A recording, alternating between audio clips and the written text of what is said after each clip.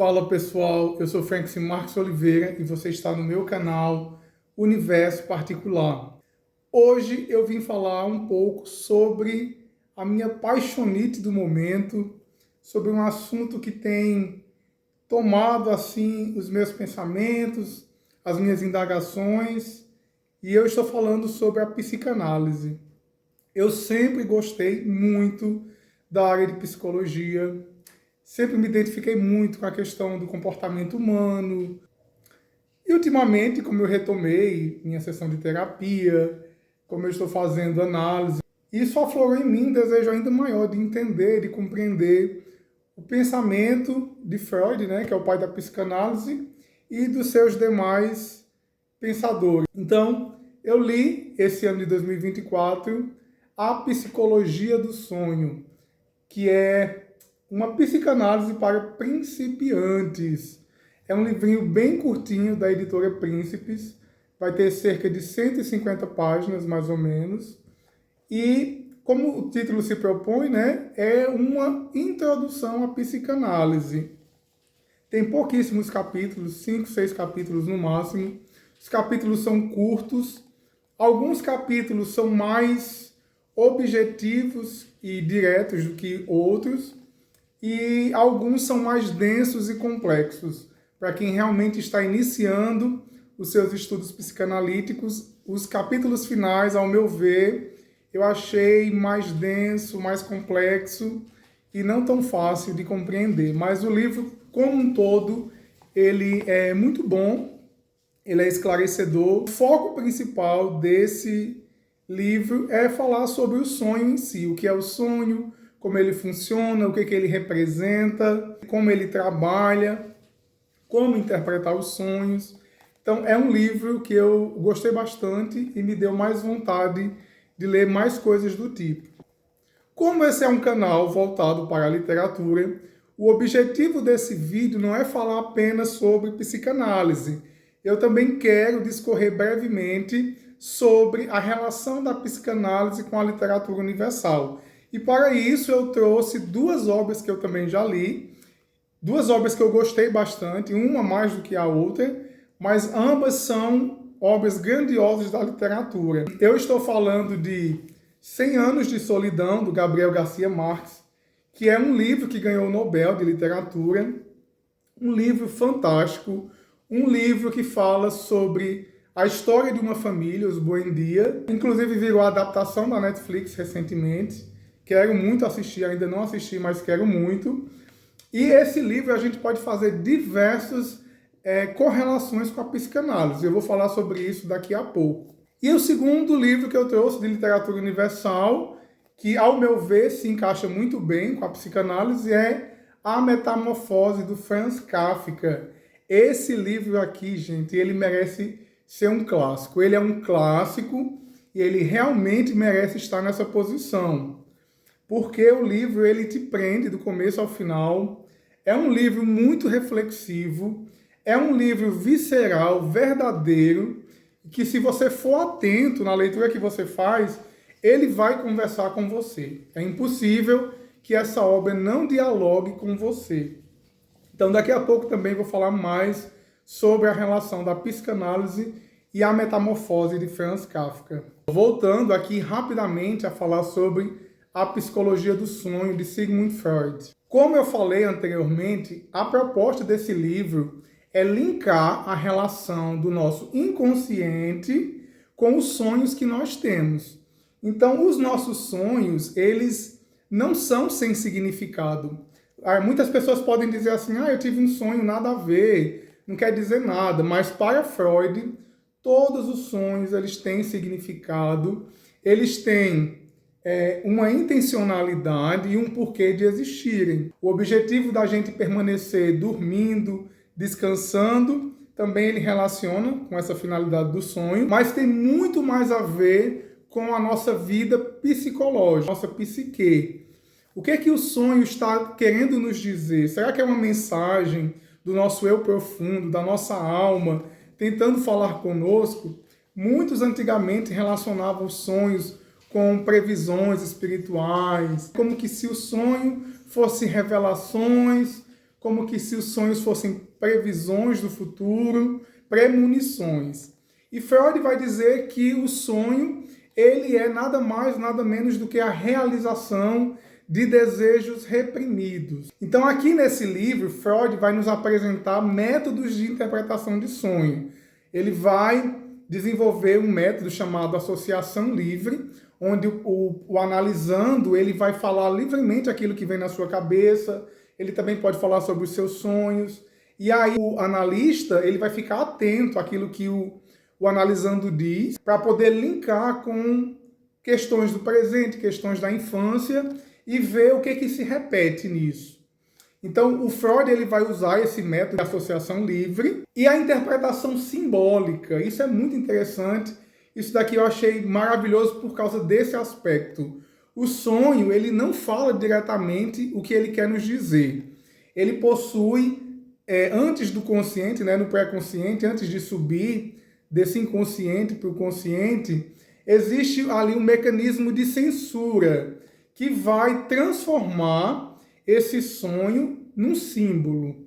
Porque muitas vezes nós reprimimos desejos, nós por causa da cultura acabamos controlando impulsos, vontades, e para a gente realizar esses desejos, muitas vezes é necessário que o nosso cérebro, por causa do nosso tabu, dos nossos preconceitos, ele acabe transformando tudo isso em símbolo. Isso eu achei fantástico.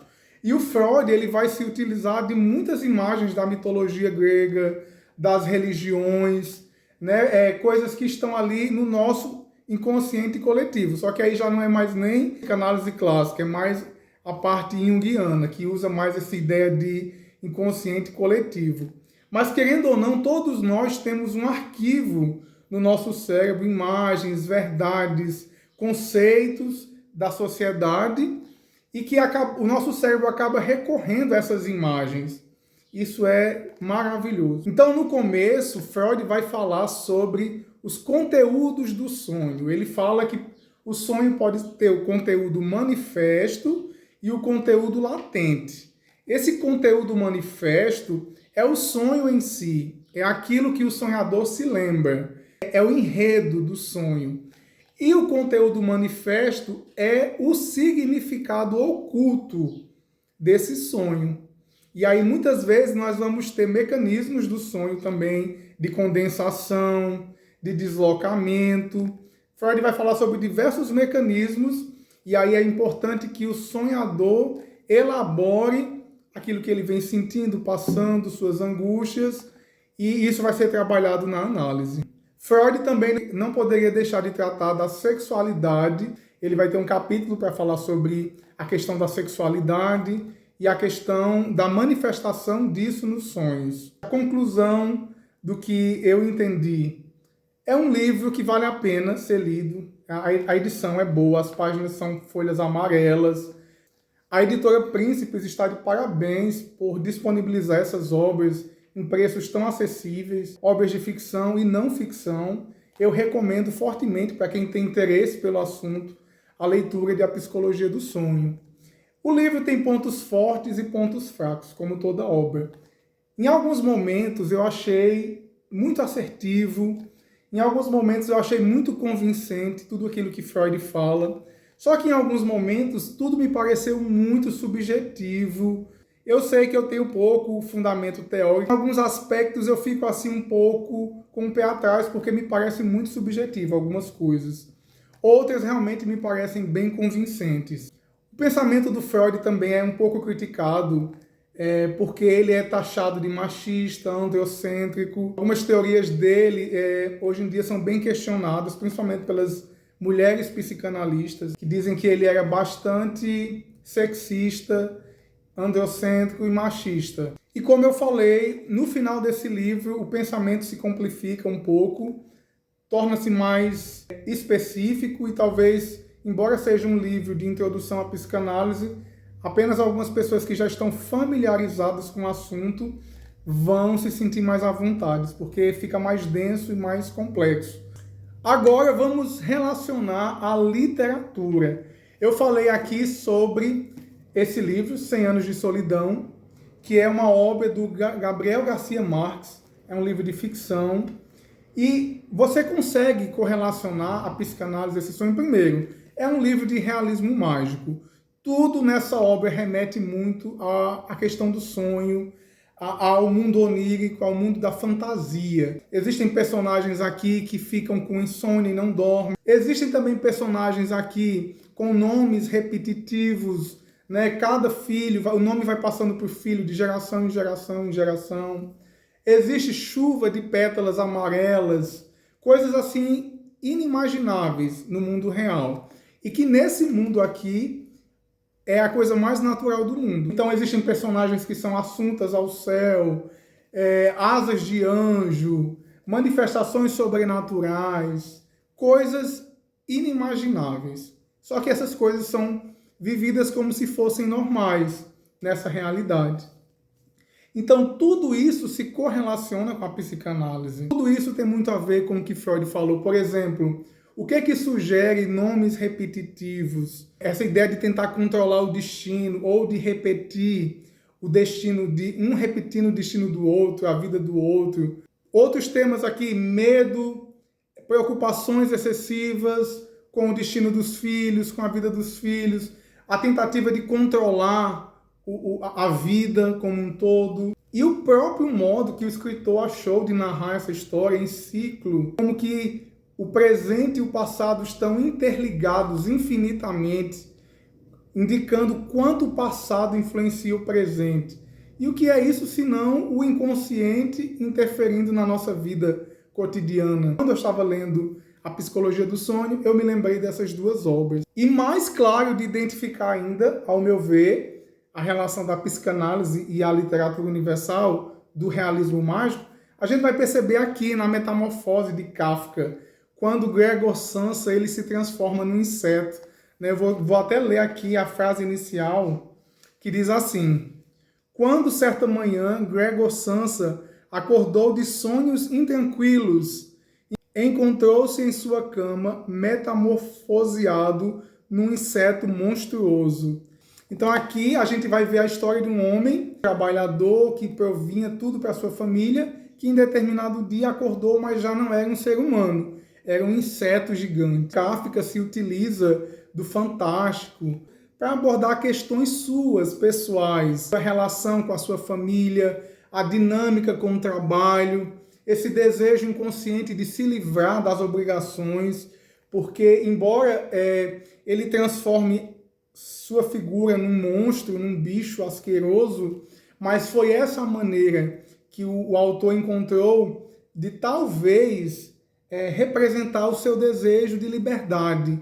Estava farto e cansado daquela vida produtiva, de ter que sempre estar ali provendo, sustentando, pagando conta. Essa é a nossa vida moderna, a gente vive para trabalhar, vive para produzir. E aí, a maneira fantástica que ele encontrou de representar essa liberdade é: não sou mais um ser humano, sou um inseto. Logo, não preciso cumprir as obrigações que os humanos necessitam para viver. Só que isso vai gerar um conflito com a sua família. A sua família passa a repudiá-lo, a desprezá-lo, porque ele já não tem mais valor. Como que se nessa sociedade o nosso valor está intrínseco à nossa capacidade monetária. Então, claramente, ele vai trabalhar questões de identidade, do nosso lugar no mundo, da nossa relação familiar, dessa questão de ser desejado e indesejado, medos, angústia. Tá aí, pessoal, esse foi o meu vídeo de hoje. Eu espero que vocês tenham gostado. Deixe o seu like, comente aqui nos comentários se você já leu alguma coisa do Freud, se você já leu alguma dessas duas obras que eu trouxe. Espero que vocês tenham gostado. Beijo no coração e até a próxima. Valeu!